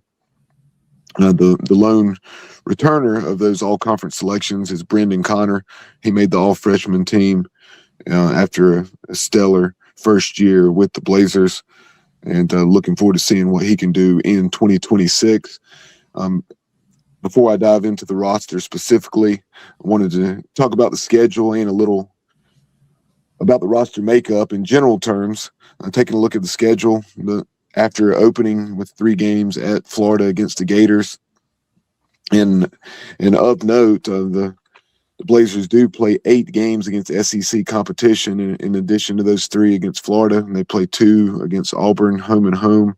Also home and home with Bama, with those games against the Tigers and Crimson Tide being played off campus at Regions Field. And then lastly, they play Mississippi State in Starkville in a midweek affair. And then also, as far as their schedule is concerned, they have a lot of home games early, which will hopefully allow them to get off to a solid start. They have a 4-game series against a Big 12 opponent in Cincinnati there at Young Memorial, and then a very solid opponent in Turner Brown and the Jacksonville Dolphins. Of course, Turner's, I think in his second or third season there with the Dolphins. You have Middle Tennessee State out of Conference USA for 3, and then Belmont for 3. So they'll have a chance after that Florida series, to get off to an excellent start, albeit against some decent competition before they come to East Carolina to open league play. Within the league, in addition to going to East Carolina, they have to go to UTSA in their final series. So the top 2 teams in the league kind of book in their conference slate. In between, they go to Tulane, then at FAU. They host Tulane. I misspoke, and then they go to FAU. They host Wichita State, then go to South Florida, and then host Memphis, go to Rice, and then host the Charlotte 49ers. So a fairly balanced schedule, although it's bookended by the top 2 teams in the league, at least in the preseason poll, that is, and that's East Carolina and UTSA. Now taking a look at this roster, there are 19 newcomers, 3 4-year transfers. 10 of those 19 are JUCOs, and then 6 freshmen. From the transfer ranks, you have Alex Dupuis. He comes over from LSU Eunice. Had a very solid career there. Last year had 4 home runs, 11 doubles, 5 triples, and stole 36 bases. Then you also have from Shelton State, a junior college, Mason Steele. He's a 2-way player. He hit well over 300 and then also logged more than 100 innings on the mound. Drew Thompson, a transfer that pitched 70 innings, 6'2" he is 6'2" and 225 pounds, so a big right-handed arm that logged more than 70 innings. And then Mason Steele that I mentioned, he is 6'3", right at 200 pounds, and in addition to being a right-handed pitcher, plays the outfield to go along with that solid bat that I already referenced. You have Baylor Roberts from high school, but he is someone that I've seen mentioned on the UAB website as someone that could make an early contribution as a freshman. And now moving on to the returners, you have Wes Helms. Wes, who's a senior, he led the American Conference, led UAB with 34 hits in league play a season ago. Alex Cheeseman, he's someone that stole a lot of bases a season ago and is the Blazers returning leader, I should say, in that category. Also, second amongst returners in hits and runs. And those are the only 2 position players that UAB has back that participated in more than 70% of the games in 2025. A couple guys to keep an eye on that didn't necessarily put up great numbers last year as freshmen, but have potential are John Paul Head and Landon Beaver. Both are outfielders. Beaver also plays first base. John Paul Head, 6'1", 220. He played in 16 games last year, started 13, and then Beaver, 6'2", 205, played in 27 games, starting 18. Both of those are Alabama kids that could be potential breakout candidates in 2026. On the mound, you have Chase Ingram. He's a senior righty, 6'4", 235. He had 15 appearances a year ago, started 11 of those, 2-5 with a 5.37 ERA. Opponents hit 314 against him, 57 innings with 41 Ks. And then Brendan Connor, as I mentioned, Brendan earned those all-freshman honors a season ago. 6 feet, 215 pounds, a right-handed arm, 20 appearances, started 3 games, 1-2 with a 3.93 ERA, allowing 46 hits in 50 1/3 innings. And opponents hit just 249 against him. Kevin Hall, he's a junior. He's coming over from Purdue.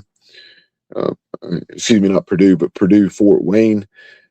At Purdue Fort Wayne, he played in 51 games, started all but one of those, hit just shy of 300, and get this, had a 1,000. That's right, a perfect 1,000 fielding percentage and right around 140 or 150 chances last year, and had 5 home runs. So Kevin Hall, he's someone that could really be a key contributor as a newcomer this year for UAB. And I think that just about does it. But as I mentioned, about 20 newcomers this year for the Blazers to go along with 17 returners, as Coach Casey Dunn in his 5th season looks to get something going there in Birmingham. Hello. Yep, I got you. Okay. Bubba, I keep, I'm in the kitchen and there's a lot going on here, so I keep muting my mic so that you don't hear any of the background stuff, and then I forget that it's muted. No problem. Hey, I just got a text from somebody that said that I called Blade Carver Blake Carver, which I find impossible to believe, because Blade. If you said Blade, I dropped it in the group chat. I do think it sounded like Blake to me. Okay, I knew you knew better, so I didn't want to correct you. Let me finish. Blade Carver instantly became, a member of the All Pirate Name Team Hall of Fame when I first heard of him, coming out of Georgia, and I know his name, and my writing is so terrible because I write so fast. I did the songs right before the show, so if I said Blake Carver, I apologized to Blade Carver because I certainly know better than that. Oh, no problem. Like I said, I knew you knew better. I didn't want to mention it, guys, but appreciate whoever was chiming in and paying close attention and keeping us dotting our I's and crossing our T's, so to speak, and making us pay attention to detail. But that's all I had on. Bubba, you know what I need to do going forward when we do stuff like this? When I'm taking a lot of notes, I need a finer point pen, because I'm telling you, man, it was a struggle my writing was not good today because I was in such a hurry. And next time I'll use a better pen with a finer, delivery or whatever. Oh, no problem. Either that, or you can always just type them up if you have the ability to print them off, or make sure you have access to the laptop. But anyway, I'm kind of wrapping things up here, because that is all I had on UAB, and I'm very intrigued, like I said, to see how Coach Dunn and that staff fare this year after a disappointing 2025, because he is a heck of a coach and a very challenging job there at UAB. But let's go back to that preseason poll in the American, and that is East Carolina receives 4 of the 10 first-place votes. UTSA also received 4 first-place votes. So you have the Pirates and Roadrunners 1 and 2. The Charlotte 49ers and Tulane Green Wave each received a first-place vote, with Charlotte being 3rd, Tulane being 4th. South Florida 5th, FAU 6th, Rice 7th, Wichita State 8th, Memphis 9th, and UAB 10th. Now taking a look at the all-conference performers, or preseason projections to be all-conference. You have 3 starting pitchers and 3 relievers. Those starting pitchers that are prime for stellar seasons here in 2026 are senior Andrew Cribbs of Charlotte, junior Ethan Norby of East Carolina, and junior Robert Orlowski from UTSA. On the relief pitcher side of things, you have Charlotte junior Joseph Taylor, Memphis grad Braden Sanders, and then UTSA senior Connor Kelly. Positionally, behind the plate, you have UTSA catcher senior Andrew Stuckey, first baseman East Carolina sophomore Austin Irby. At second base, you have Memphis graduate Shane Cox. At shortstop from FAU, also a graduate, Brando LaRue. At third base, Charlotte junior Dawson Bryce. In the outfield, you have East Carolina sophomore Braden Burris, FAU senior Marshall Lipsey, which we were just talking about a few minutes ago, and what a player he is. And then also UTSA senior Drew Detlefson and Tulane sophomore Jason Wachs. And then rounding things out from Tulane, a graduate, the designated hitter, Matthias Haas. I think he goes by Matty Haas.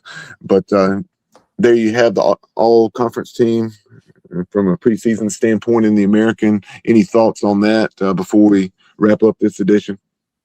I would just say that it's interesting that Memphis has two players, and they're both graduates that are on the team, but yet they're finished at the bottom of the conference. That must tell you that the rest of the roster is pretty thin. Yep. And Memphis is one that definitely stood out to me this year as far as what they did in the portal and just a major overhaul positionally. As I mentioned, the Tigers hit something like 245 as a team a year ago. And quite frankly, needless to say, that's nowhere near good enough. So very interested to see what type of jump they make from an offensive standpoint this year. And UAB obviously needs a similar jump. They weren't quite as poor offensively. Just ask the Pirates last year. I think of those 45 home runs UAB hit, probably at least 8 or 9 of them came against ECU. If I'm not mistaken, it was pretty surreal that weekend, but ECU did find a way to take the series. And UAB was sound defensively. They had a 975 fielding percentage, and they can use that as something to build on with all those, I think what said 19 newcomers this year there in Birmingham. But we'll go ahead and promote some of our. Okay, I was just going to say, Bubba, that week one, I'm not only looking forward to the Pirates playing Xavier, but I'm interested in looking at the lineups for the rest of the conference on opening weekend, because in my head, I'm just really curious about how they're going to set their lineups. And I think we're going to learn a lot more after week one about what the other teams have other than the top 3 or 4 we already know. Yeah, no doubt. A lot of intrigue there for the reasons you mentioned. And before we get out of here, I definitely wanted to promote some of our previous content as well as upcoming. Check out episode 66, which was our positional preview.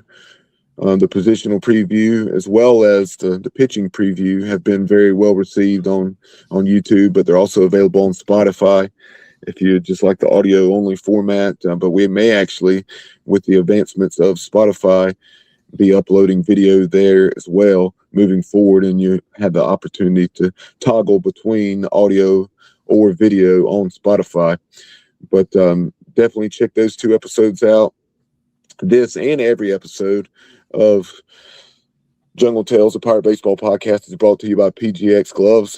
Visit pgxgloves.com, and if you see something you like, and the odds are high that you will, if you have someone needing batting gloves, whether it's a grandson, son, family friend, what have you, you can get 25% off by using promo code all caps Jungle Tales with no spaces. Again, Jungle Tales with no spaces in all caps for that promo code of 25% off anything on your final checkout. And then there you see some of those options: the Miami Vice gloves, the Eye of the Tiger gloves, goat gloves, and the clown face. Some of the options that Mark Minikazi and PGX Gloves has for you to select from. But be sure to follow us. That's like an angry clown. Like, that's not like that's like a kind of a Joker look. I like it though. It works. Angry Joker. But be sure to follow us on social media. There you see at Jungle Tales Pod on X, Instagram. You can also find us on Facebook, YouTube, and Spotify by searching Jungle Tales, a Pirate Baseball podcast. And that should allow you to find us. If not, just tag ECU to it, and that will do the trick. But that will do it for this lengthy 68th episode of Jungle Tales, but no way around having a marathon of an episode when you're previewing every team in the league. I think we did a good job to keep it fairly concise to about 10 minutes or so per team. And then, of course, we talked about the walk-up songs and some media day takeaways. But JR, anything before we get out of here? No, that's it. I'm good. So, Pirate Nation, again, appreciate your support. We'll talk to you soon here on the program, and we'll be with you on Tuesday night as we catch up with Mike Rooney of D1 Baseball and talk about East Carolina, the American, and college baseball as a whole. Until then, we appreciate everything, and as always, go Pirates.